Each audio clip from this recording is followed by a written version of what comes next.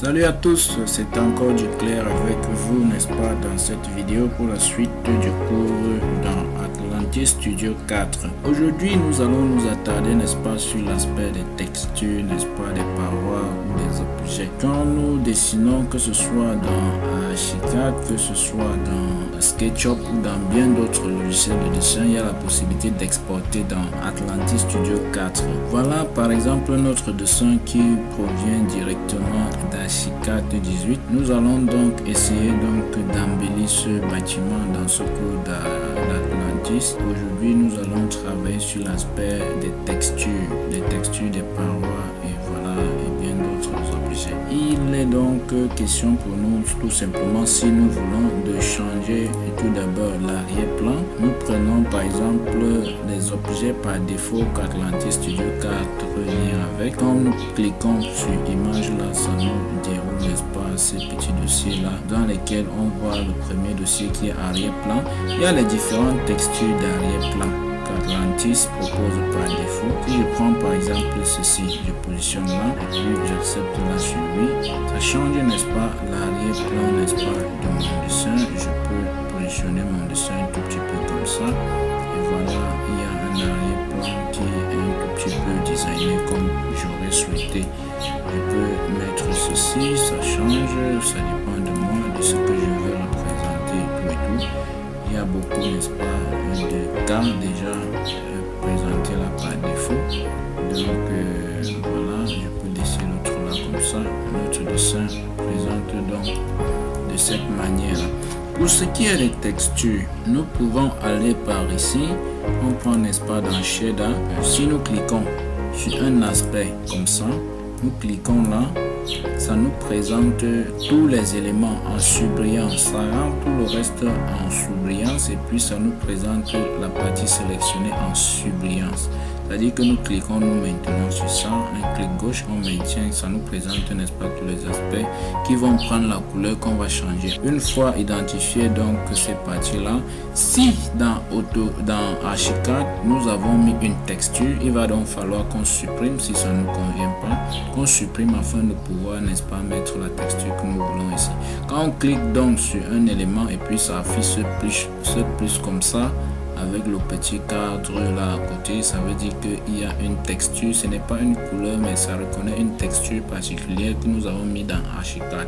Il est donc question que nous supprimons donc tout simplement cette texture afin de pouvoir changer.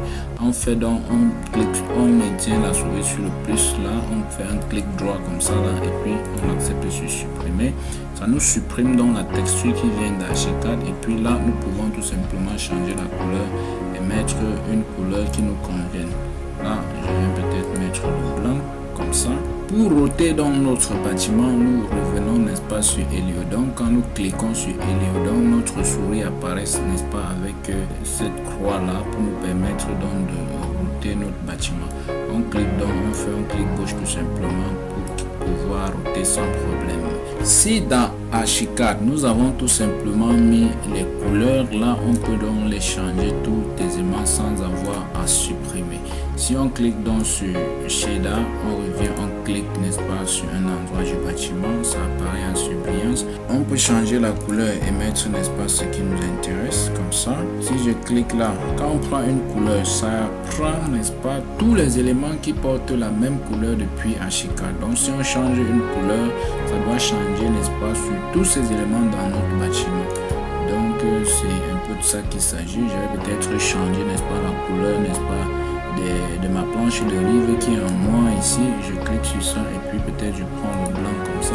Ça s'affiche en blanc tout simplement. Je peux, n'est-ce pas, changer la position du soleil aussi. Si je suis en train de mettre mes textures et qu'il y a l'ombrage sur la façade en question, je viens par exemple là, je change à partir d'ici, je change la position du soleil, je braque un tout petit peu le soleil sur ma façade afin de pouvoir voir clairement comment on présente mes couleurs que je suis en train de positionner. Donc là, j'ai changé la position du soleil à partir donc de la modification de la date au courant de l'année. Donc pour ce qui est des textures, on peut aussi appliquer certaines textures, n'est-ce pas, telles que par les marbres. Si je viens par exemple dans ma bibliothèque, bibliothèque externe là, je peux aller chercher par exemple les objets comme les marbres là. C'est des textures un tout petit peu spéciales qu'on peut aussi appliquer sur notre bâtiment. Quand on clique sur une texture à partir d'ici, on maintient la souris, on tire, on peut positionner, n'est-ce pas, sur la partie, n'est-ce pas, de notre paroi, on lâche.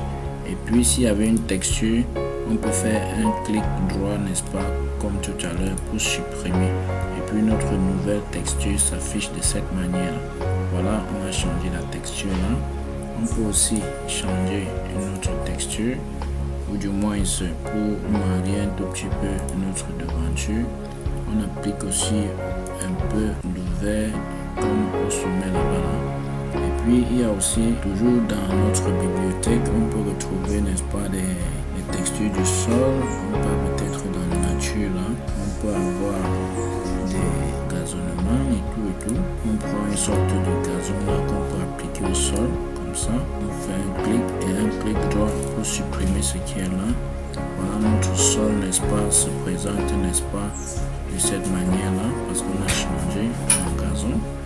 Il y a, n'est-ce pas, toujours dans notre bibliothèque, des textures, n'est-ce pas, même pour les routes. Voilà, on peut mettre ceci pour la route, comme ça.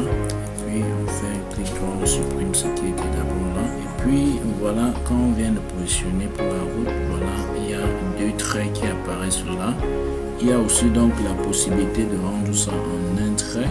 On vient à ce niveau-ci là, on essaie tout simplement d'augmenter l'échelle comme ça. Ça va essayer donc tout simplement de modifier notre texture et de nous faire ressortir un seul trait interrompu au milieu de la route. On peut donc changer, n'est-ce pas, positionner aussi des pavés.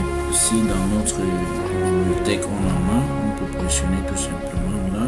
Je prends, n'est-ce pas, un style de pavé là que je peux appliquer devant mon bâtiment comme ça. Puis voilà, mon sol est représenté, n'est-ce pas, de cette manière là, un tout petit peu. Donc tout ce que nous positionnons, que ce soit des textures, il y a la possibilité donc de changer l'échelle, de changer la taille en venant tout simplement dans cette colonne qui représente la texture en question. Si je veux changer la taille, je clique seulement sur taille là. Quand j'évolue, ça augmente. C'est un peu de ça qu'il s'agit. S'il y a une route en terre, il y a aussi dans la nature là les textures qui représentent la terre. On peut prendre là où on positionne. Ça nous ressort notre texture avec une couleur qui ressemble à la terre. Donc c'est un tout petit peu ça.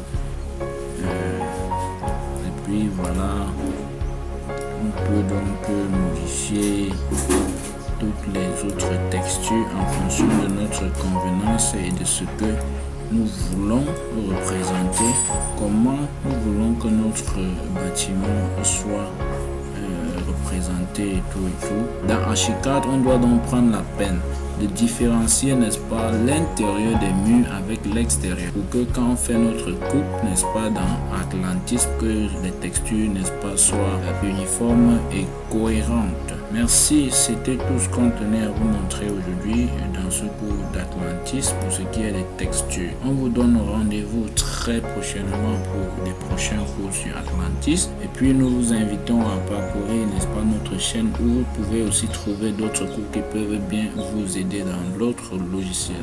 Merci et à très bientôt pour les prochaines vidéos.